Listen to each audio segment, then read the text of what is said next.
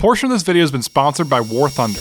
This is an entirely DIY A-10 Warthog that I built from scratch. This thing is awesome. It's absolutely huge, it can fly itself, and yes, it can even shoot. Now the A-10 is one of the most iconic planes ever. It makes a crazy whistling sound when it flies, and it's famous for having a giant 30mm Gatling cannon in the front. But I got tired of just watching videos of this thing. That's it.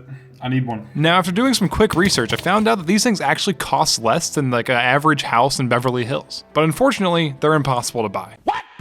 So,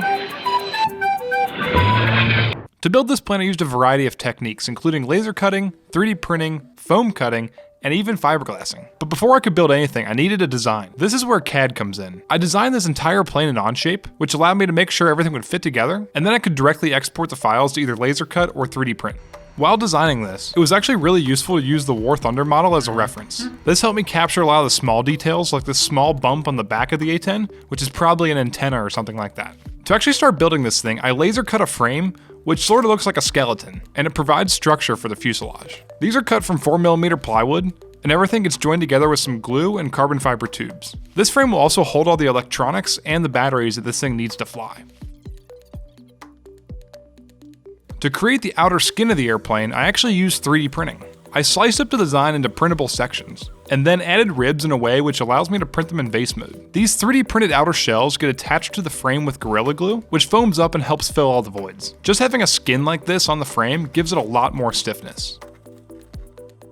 Now, for any plane to fly, it needs wings. I chose to go with foam wings because they're super lightweight. To cut them out though, I decided to get a little fancy, and I designed the new CNC hot wire foam cutter. If you've been around my channel for a while, you'll know that years ago I actually made another one of these, but it was pretty janky. This one was designed a lot better and it even folds for easy storage. If you're ever looking for some cringe content, go back and check out that old video. Using this new machine, the wings actually turned out looking really good. And since it's a 4-axis hot wire cutter, I can actually cut sweep, taper, and even twist into the wings. Assembling these wings is super easy. All I really had to do was Gorilla Glue them to a 3D printed piece, which acts as a rib and a motor mount. Once the glue is dry, I use some balsa wood to cap both ends, which helps protect the foam. Then I use an X-Acto knife to carefully cut out some ailerons. These are what will allow the plane to roll. This was definitely a little bit stressful because at this point, the wing's almost done, and you can easily mess it up here. To allow the control surfaces to pivot, I use these small plastic hinges, and I think this turned out looking super clean. Now if you ask me, the most important thing on this plane is the cannon, or in this case blaster, because this thing shoots these small Nerf darts. This modified version of a 3D printed Nerf blaster gets embedded into the fuselage. It has 2 wheels which spin up to pretty high speeds, and then fling darts out the barrel. This worked really well during my testing on the bench, but I was definitely a little nervous to see if it would actually work once inside the plane. But there's only one way to find out. The blaster sits upside down in the plane, which works great because the magazine can just get inserted down through the electronics bay. This makes it really easy to reload. Loading this thing up is super simple. All you do is just put it in this little magazine right here, just like that. With everything installed and loaded up, I can finally test this thing out. And I can tell you about today's sponsor, War Thunder. If you also want the feeling of flying an A-10 Warthog, but don't want to go through the long process of building one yourself, you need to check out War Thunder. War Thunder is the most comprehensive vehicle combat game ever created. And the best part is it's completely free on PC, PlayStation, and Xbox. In the game, you get to operate over 2,500 tanks, planes, helicopters, and ships from 10 different nations. These vehicles span all the way from early biplanes and tanks to the modern era of jets, missiles, and planes like the A-10 Warthog. Easily my favorite thing about this game is how well all the vehicles are modeled. This detail helped me a lot while I was designing my plane, and it makes the game really immersive. Join the worldwide community of over 70 million players in epic PvP battles, and dive into the breathtaking experience that is War Thunder. Sign up using the link in the description below, and you'll receive a massive bonus pack if you're a new player or you haven't played in 6 months. Now let's get back to building this A-10 and testing the cannon. All right, we're loaded up. Moment of truth here.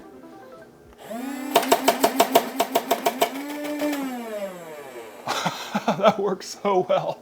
Let's go. Let's go. At this point, the plane is getting pretty close to being done. The real A-10 Warthog is powered by 2 TF34 engines at the rear of the plane. I 3D printed these 2 replica ducts for my RC version, which house 2 brushless motors. These are just race quad motors with 4-inch props, and to be honest, I probably don't even need these motors since I already have a motor on each wing. However, it definitely completes the look, and it adds a little bit to how it sounds. The last major component to make is the tail section, which is also just styrofoam. The tail will provide stability, and also allow the plane to control its pitch using the elevator.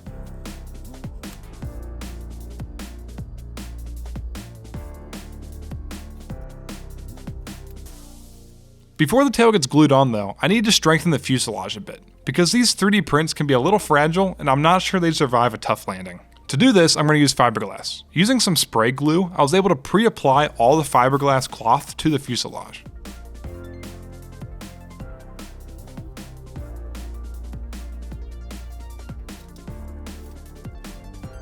Once I was happy with where the fiberglass cloth was, I could then apply resin. Coating the fuselage in fiberglass like this definitely adds weight, but it also adds a lot of durability, so I think it's worth it.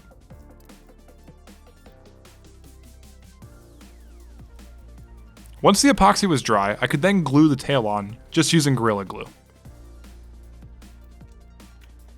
After plugging in what felt like 1,000 different wires and getting all the electronics ready to go, this thing was finally ready for paint. I went with just a gray paint scheme, and I made sure I used spray paint that was safe for styrofoam.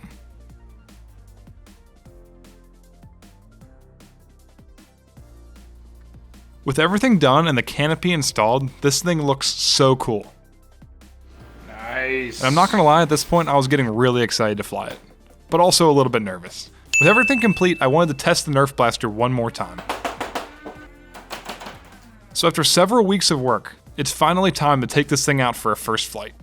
When I got to the airfield, I started by putting batteries in the plane. To get the balance right on this plane, I had to put one of the batteries behind the wing and one up by the electronics. This is a little non-conventional, and it's mostly because the A-10 fuselage is just really long, and this thing has a cannon up front, which adds a ton of weight. After loading up the magazine with some darts, this thing is about ready to go. Let's fly this thing and see what happens. Nervous is an understatement. Now, initially my plan was to use this dolly to kind of act as landing gear. All right, so now we're gonna plug in the batteries. In theory, this dolly would allow the plane to get up to speed and gracefully lift off. However, in practice, this didn't really work well. After a few more attempts, clearly this was not going to work. So instead, we decided to try to hand launch it. Now this plane is huge and definitely pretty heavy, so I was definitely very worried about hand launching this. All right, you ready? Yeah.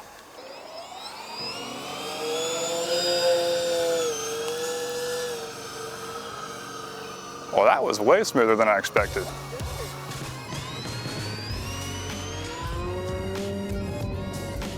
After that hand launch, which went surprisingly well, and the plane was in the air, I was surprised with how well this thing flies.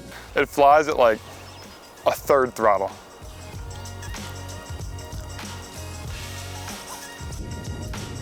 The other thing that's amazing about this plane is how scale it looks from the ground. I definitely don't do a good job of describing it, mostly because I'm just freaking out trying not to crash this thing. But it was really cool to see this thing flying through the air. All right, so this thing has a Nerf gun in it, so should we try to shoot some Nerf darts out of it?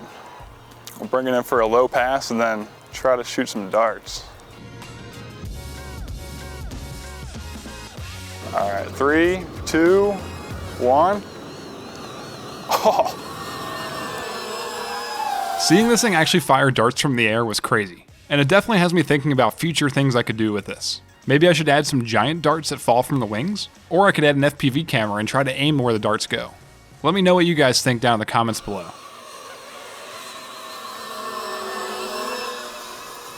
I feel like one of the motors does not sound great. It's got a little bit of a, it's like it's changing RPM a whole bunch. So after about 8 minutes of flying, I decided to bring it in for a landing. Plus I wanted to just reload the darts and then fly again. All right, well I'm gonna try to bring it in for a landing here, which is always sketchy, but we'll see how it goes. Hopefully it survives in one piece.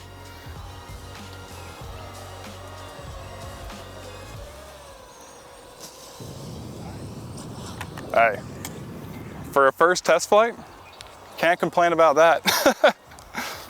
So much stress relieved. All right, let's go see what it looks like. All right, 0 damage to the plane. That's what's important. All the darts are gone, so that's important. All right, let's get this thing back to the bench and maybe we'll fly it one more time. By the time I put new batteries in and reloaded the darts, The wind was definitely starting to pick up a little bit. For a plane like this, especially since we're hand launching it, that can be disastrous. Regardless, I decided to try to fly it again. 2.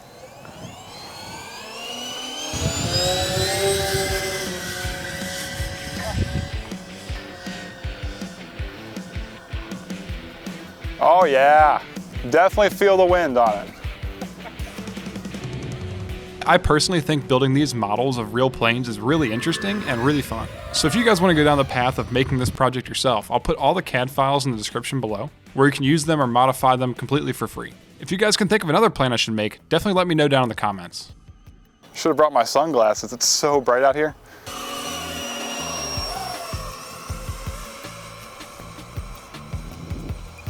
All right, we'll come around here, see if we can fire some darts, and then we'll call it a day before we crash this thing. All right, ready? 3, 2, 1.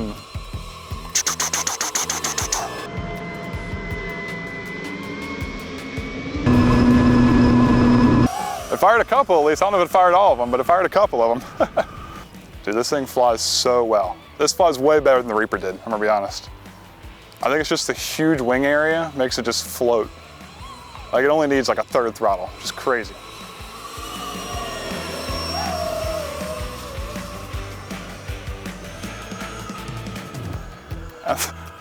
It can climb so fast too with all the thrust it has. In retrospect, I think it might have been easier to machine this entire fuselage out of foam rather than do the 3D printing in wood fuselage. So I think for my next plane, I'm going to try out a foam fuselage and see how that works. So stay tuned and subscribe for that. At this point, the wind was still picking up, so I couldn't fly for much longer. Unfortunately, I never tested out any of the self-flying features. This plane has the ability to follow waypoints, loiter, and do all sorts of stuff. So maybe I'll do a follow-up video testing out those things. All right, bring it around and land it before we break this thing. Bring it in nice and soft.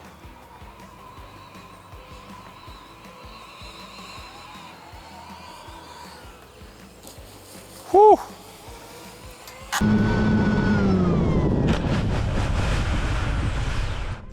A little sporty, but it's in one piece. All right, well, oh, we did break a prop. Come look at this. So I guess the props were still spinning when it hit the ground, so we broke one prop, but I've got an extra one, so it lives to fly another day. That's awesome. First plane to survive a whole video. Also doesn't look like it fired all the darts. I guess we had a jam or something like that.